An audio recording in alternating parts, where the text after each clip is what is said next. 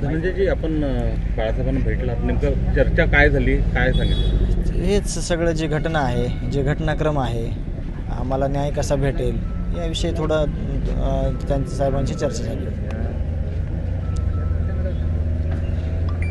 आतापर्यंत जो घटनाक्रम संपूर्ण झाला त्याबद्दल तुम्ही माहिती? त्याबद्दल त्यांनी पण माहिती घेतली, आम्ही पण आमच्याकडे जी माहिती ती त्यांना सांगितली, त्यांचं मार्गदर्शन घेतलं आणि कौटुंबिक चर्चा झाली. सुखातून या दुःखातून कसं सावरायचं, म्हणजे खूप मोठा आघात आहे, त्यातून कसं सावरायचं याविषयी चर्चा झाली.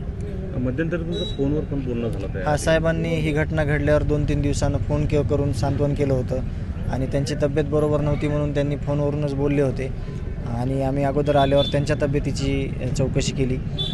तर साहेब आता ठीक आहेत म्हणलं, मी तब्येत बरोबर नव्हती मध्ये.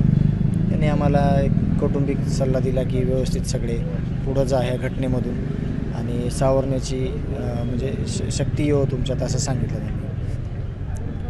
सरकार पातळीवर कुणाशी बोलणार असल्याचं बाळासाहेबांनी तुम्हाला? नाही, असं काही नाही बोलले, असं नाही बोलले काही. फक्त म्हणजे यातून कसं आरोपींना शिक्षा कशी होईल किंवा या संदर्भात चर्चा झाली. कौटुंबिक दुसरं जास्त काही बोललो नाही.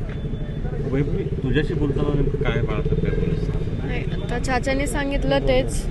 हेच बोललो ना.